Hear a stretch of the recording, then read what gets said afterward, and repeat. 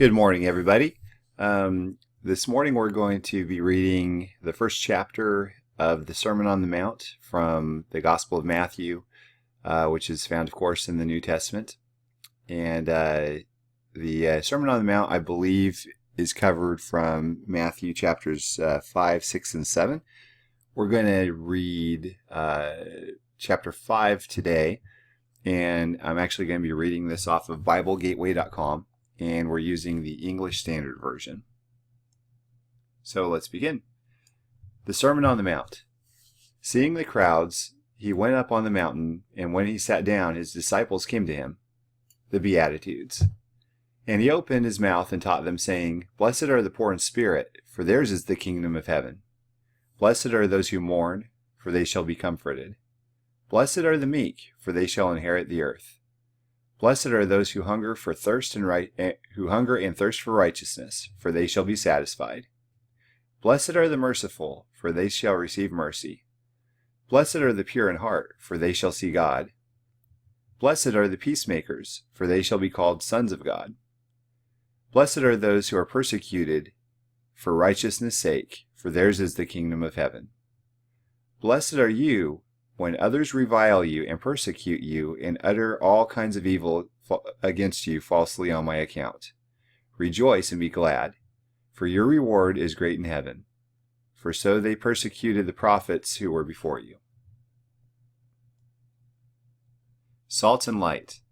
You are the salt of the earth, but if salt has lost its taste, how shall its saltiness be restored? It is no longer good for anything except to be thrown out and trampled under people's feet. You are the light of the world. A city set on a hill cannot be hidden. Nor do people light a lamp and put it under a basket, but on a stand, and it gives light to all in the house. In the same way, let your light shine before others, so that they may see your good works and give glory to your Father who is in heaven. Christ came to fulfill the law. Verse 17. Do not think that I have come to abolish the law or the prophets.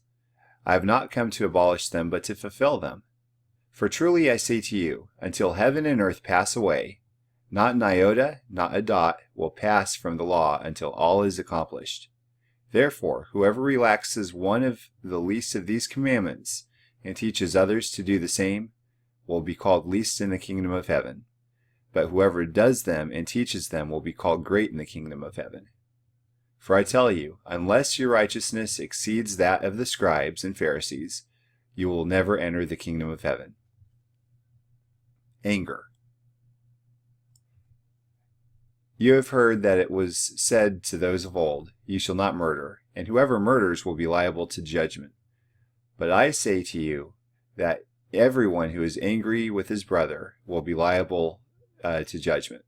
Whoever insults his brother will be liable to the council, and whoever says you fool will be liable to the hell of fire. So if you are offering your gift at the altar, and there remember that your brother has something against you, leave your gift there before the altar and go. First be reconciled to your brother, and then come and offer your gift. Come to terms quickly with your accuser while you are going with him to court, lest your accuser hand you over to the judge, and the judge to the guard, and you be put in prison.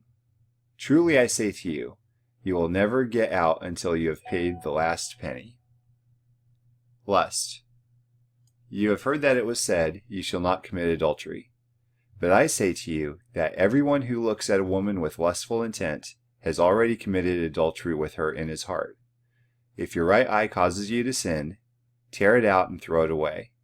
For it is better that you lose one of your members than that your whole body be thrown into hell. And if your right hand causes you to sin, cut it off and throw it away. For it is better that you lose one of your members than that your whole body go into hell. Divorce. It was also said, Whoever divorces his wife, let him give her a certificate of divorce.